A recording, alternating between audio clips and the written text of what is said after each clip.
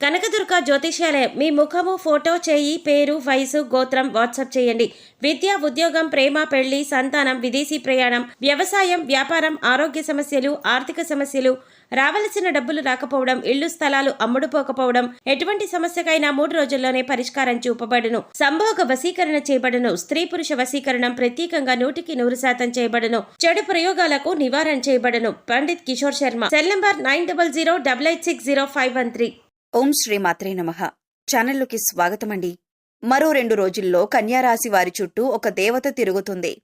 అయితే ఆ దేవత ఎవరు, ఎందుకు తిరుగుతుంది, ఆ దేవత అనుగ్రహం కోసం మీరేం చేయాలి, అసలు మీ చుట్టూ దేవత తిరుగుతుంది అనటానికి సంకేతాలేంటి అనేటటువంటి ఆసక్తికరమైన విషయాలన్నీ కూడా ఈ వీడియోలో మనం వివరంగా తెలుసుకుందాం.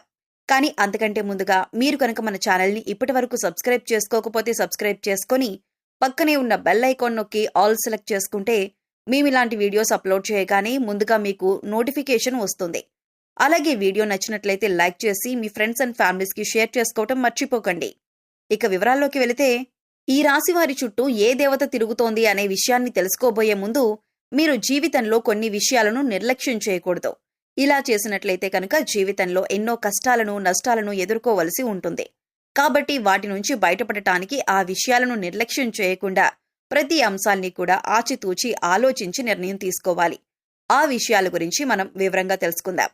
ప్రస్తుతం ఉన్న పరిస్థితుల్ని అనుసరించి కొన్ని సందర్భాలలో తోచింది చేసే విధంగా మీరు ప్రవర్తిస్తూ ఉంటారు. అటువంటి పరిస్థితుల్లో మార్చుకోకపోయినట్లయితే జీవితంలో కష్టాలను ఎదుర్కొంటారు. అందుచేత ప్రతి ఒక్క అంశాన్ని క్షుణ్ణంగా పరిశీలించి నిర్ణయం తీసుకోవాలి. ఆలోచనలు స్థిరంగా ఉండేలా ప్రయత్నించాలి. ఒక నిర్ణయం తీసుకుంటే దానికి ఖచ్చితంగా కట్టుబడి ఉండాలి. ఈ అంశంలో మీరు మీ ప్రవర్తనను సవరించుకుంటే కనుక జీవితాన్ని ఆనందదాయకంగా మార్చుకోవచ్చు. ఈ రాశివారికి జీవితంలో ఒడిదుడుకులు ఎక్కువగా ఉంటాయి. అలాగే అధికంగా శ్రమించి తమ బాధ్యతలను నిర్వహించి ఉన్నత స్థానానికి చేరుకుంటారు. ఈ రాశివారికి మంచితనం, మానవత్వం అధికంగా ఉంటాయని చెప్పొచ్చు. ఇతరులు కష్టాల్లో ఉంటే ఖచ్చితంగా ఏదో విధంగా సహాయం చేయాలి అని అనుకుంటారు. వీరి దగ్గర ధనం ఉన్నా లేకపోయినా ఎదుటివారు కష్టాల్లో ఉంటే మాత్రం సహాయం చేయటానికి ప్రయత్నిస్తారు. ఈ రాశివారు న్యాయం అనేది ఎవరికైనా ఒకటే అనే ఆలోచన కలిగి ఉంటారు. అందుకే మీకు ఎలా న్యాయం జరగాలి అని కోరుకుంటారో అలాగే ఎదుటివారికి కూడా వారు నిజాయితీ పరులైతే వారికి ఖచ్చితంగా న్యాయం జరగాలి అని కోరుకుంటారు. ఈ గుణం కారణంగా ఎదుటి వ్యక్తులు మీకు ఆకర్షింపబడతారు. ఎప్పుడూ కూడా ప్రశాంతంగా ఉంటూ జీవితాన్ని ఆనందంగా గడపటానికి ఎక్కువగా ఇష్టపడతారు. ఎదుటివాళ్లు కష్టాల్లో ఉంటే సాయం చేయటానికి ముందుంటారు. కొద్దిగా సాయం చేయటానికి మీకు కష్టమైన పరిస్థితులు ఎదురైనా కూడా ఇష్టంగా సాయం చేయటానికి ముందుంటారు. ఈ రాశివారు ఎదుటివారిని చాలా తేలిగ్గా నమ్మేస్తారు. కానీ వారు మిమ్మల్ని మోసం చేశారని తెలిస్తే లేదా వారికి మోసపూరితమైన ఆలోచనలు ఉన్నాయని తెలిస్తే మాత్రం వారిని దూరం పెడతారు. అది బంధువులు కావచ్చు, మిత్రులు కావచ్చు, ఎవరైనా సరే వారిని దూరం పెట్టడానికి వెనుకాడరు. ఒకవేళ నమ్మిన వారి చేతిలో మోసపోయామని తెలిసినా కూడా మీరెక్కువగా రియాక్ట్ అవ్వరు. కానీ వారిని మాత్రం శాశ్వతంగా దూరం పెడతారు. ఇలాంటి మీకున్న లక్షణాలు మిమ్మల్ని అందరిలో కంటే కూడా ప్రత్యేకంగా నిలబడేలా చేస్తుంది. ఈ రాశివారికి బాల్యంలో కష్టాలు అధికంగా ఉంటాయి.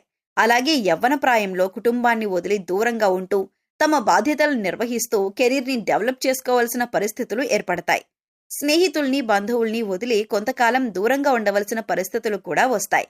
ఇబ్బందికరమైన కుటుంబ పరిస్థితులు కొంతకాలం ఎదురవుతాయి. ఈ సమయంలో మీరు నమ్మిన వ్యక్తుల చేత మోసపోయే అవకాశం కూడా కనిపిస్తోంది. అందుచేత ఎవరు మనవారు, ఎవరు పరాయివారు అని గమనించాలి. ఎదుటివారు మన మంచి కోసం చెబుతున్నారా లేదా వారికి అందులో లాభం ఏదైనా ఉందా అనే అంశాలను కూడా మీరు గమనించాలి. ప్రతి ఒక్కరి మీద ఒక కన్నేసి ఉంచాలి. ఎందుకంటే మీరు నమ్మిన వారే మీతో స్నేహపూర్వకంగా మాట్లాడుతూనే మిమ్మల్ని మోసం చేసి మిమ్మల్ని ఇబ్బందుల్లో పడేసే అవకాశాలు ఎక్కువగా ఉన్నాయి. ఈ సమయంలో ఈ రాశివారు వ్యాపార కూడల్ని అద్దెకిచ్చే ఆలోచన ఉంటే మానుకుంటే మంచిదే. ఎందుకంటే అది మీకు నష్టాన్ని చేకూర్చవచ్చు. ఇక మీ వ్యాపారం ఏదైనా ఉంటే దాన్ని విస్తరించడానికి ప్రయత్నించినట్లయితే లాభాల బాట పడతారు. అలాగే వ్యాపారంలో ఎప్పుడూ అనుభవజ్ఞులను భాగస్వాములుగా చేర్చుకోవటానికి ప్రయత్నించండి. మీకు ఏదైనా సహాయం కావాలంటే అది చిన్నదైనా పెద్దదైనా కుటుంబ సభ్యుల యొక్క సలహాలు అలాగే వారి సహకారం తీసుకోవటానికి ప్రయత్నించండి. అలాగే ఈ సమయంలో మీరు డబ్బుని అప్పుగా ఇచ్చినా తీసుకున్న వాటికి కూడా సంబంధించిన పత్రాల గురించి చాలా జాగ్రత్తగా ఉండాలి. ఎందుకంటే ఈ సమయంలో మీకు షూరిటీ సంతకాల విషయంలో ఇబ్బందికర పరిస్థితులు కనిపిస్తున్నాయి.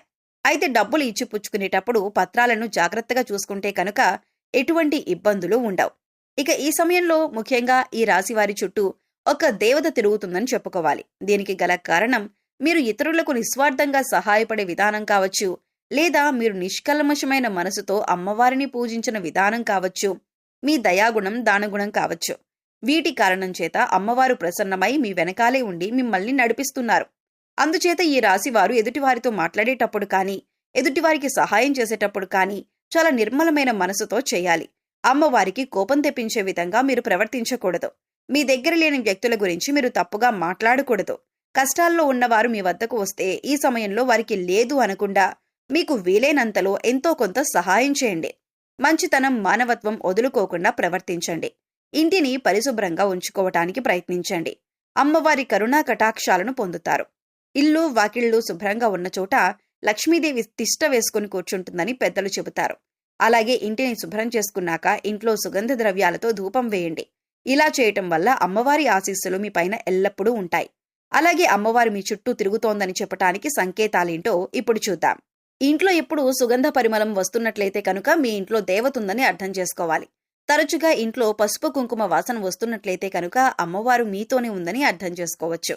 అలాగే మీ ఇంట్లో తరచుగా గజ్జల శబ్దం వినబడుతున్నా కూడా మీ ఇంట్లో అమ్మవారు ఉన్నట్లు అర్థం చేసుకోవచ్చు. ముఖ్యంగా రాత్రి సమయంలో గజ్జల శబ్దం వినబడుతున్నట్లయితే కనుక అమ్మవారు మీ ఇంట్లో తిరుగుతున్నారని అర్థం. మనసు ప్రశాంతంగా ఉన్నట్లయితే కనుక దేవత మీ వెనకాలే ఉండి మిమ్మల్ని అనుగ్రహిస్తోందని చెప్పుకోవచ్చు.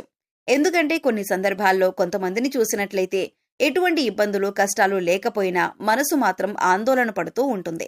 అలా కాకుండా కొంతమందిని చూసినట్లయితే ఎన్ని కష్టాలు ఉన్నా చాలా ప్రశాంతంగా ఉంటారు. మరి అటువంటి వారికి అమ్మవారి అనుగ్రహం ఉందని చెప్పుకోవచ్చు.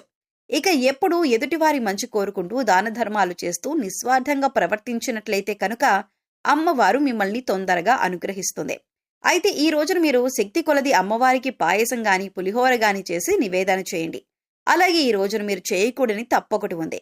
ఈ తప్పు చేసినట్లయితే అమ్మవారి ఆగ్రహానికి గురవుతారని గుర్తుంచుకోండి. శుక్రవారం ఉదయం స్నానం చేసిన తర్వాత శుభ్రమైన ఎరుపు రంగు దుస్తులు ధరించి రోజంతా లక్ష్మీదేవిని స్మరించండి. యాలకులు మరియు లవంగం కర్పూరంతో వెలిగించి లక్ష్మీదేవికి హారతిచ్చి అన్ని గదుల్లోనూ ఈ ఆర్తిని చూపించండి. ఇలా చేయటం వల్ల మీ ఇంటి నుండి అన్ని రకాల ప్రతికూలతలు తొలగిపోతాయి. చెక్క పలకపై కుంకుమ పువ్వుతో స్వస్తిక్ చిహ్నాన్ని గీసి దానిపై గోమతి చక్రాన్ని ఉంచండి.